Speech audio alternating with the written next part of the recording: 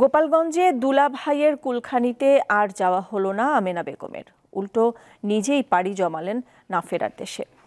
শুক্রবার ঢাকা মাওয়া এক্সপ্রেসওয়েতে ধলেশ্বরী টোল প্লাজায় বাসের ধাক্কায় প্রাণ হারান আমেনা বেগম সহ ৬ জন।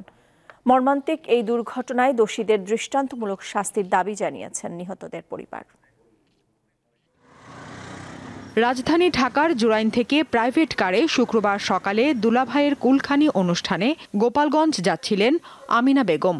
সাথে ছিলেন তার ৩ মেয়ে রিহা, ইমি, আনিকা এবং আনিকার স্বামী সোহান ও শিশুপুত্র আইয়াজ এবং আইয়াজের ফুপু নাদিয়া।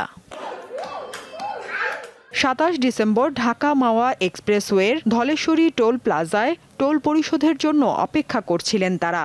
সামনে ছিল একটি মোটরসাইকেল ও মাইক্রোবাস। ঠিক তখনই বেপরোয়া গতিতে ব্যাপারী পরিবহন নামে একটি যাত্রীবাহী বাস সজোরে ওই প্রাইভেট কারে ধাক্কা দেয়।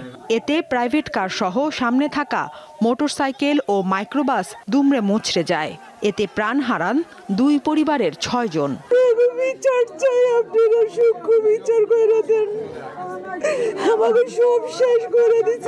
অ্যাক্সিডেন্টগুলোতে কম হয় এবং এই ঘটনা একটা সুস্থ তদন্ত কমিটি গঠন করে যেন সুস্থ তাদের বিচার করা হয়। স্পিড ব্রেকার ছিল পিছনে, ওই স্পিড ব্রেকারের ভিতরে ব্রেক পাড়া দেয় নাই, ওই ডাইরেক্ট চলে আসছে একদম টোল প্লাজার সামনে। দুর্ঘটনায় নিহত আমিনা বেগমের ভাই নুরুল আমিন বাদী হয়ে শনিবার দক্ষিণ কেরানীগঞ্জ থানায় একটি মামলা করলে সেই মামলায় প্রথমে চালক এবং তারপর বেপরোয়া পরিবহনের মালিককে গ্রেফতার করে পুলিশ। আমার সন্তান গেছে, কোন সরকার, আওয়ামী লীগ, বিএনপি এর সাথে যত সরকার আছে মানুষের রাস্তার নিরাপত্তার কোনো উন্নয়ন করে নাই, রাস্তা উন্নয়ন করছে। এদিকে শুক্রবার রাতে আমেনা, ইমি ও রিহার মরদেহ হাসপাতাল থেকে সিরাজদি খান নন্দনকোনা গ্রামে নিয়ে যাওয়া হয়।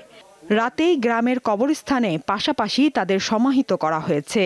অপরদিকে শিশু আইয়াজকে সমাহিত করা হয়েছে দাদার বাড়ি গোপালগঞ্জে। সোহান, অনামিকা ও নাদিয়া হাসপাতালে চিকিৎসাধীন আছেন।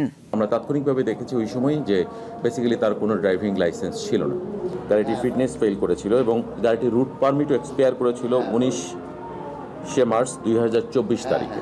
হাইওয়ে পুলিশ বলছে ঢাকা মাওয়া এক্সপ্রেসওয়ের 15 কিলোমিটার সড়কে 2022 সালের জুন থেকে এ পর্যন্ত 990টি দুর্ঘটনা ঘটেছে।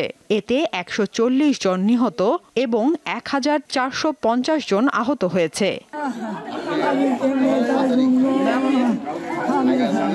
দীপ্ত বার্তা কক্ষ।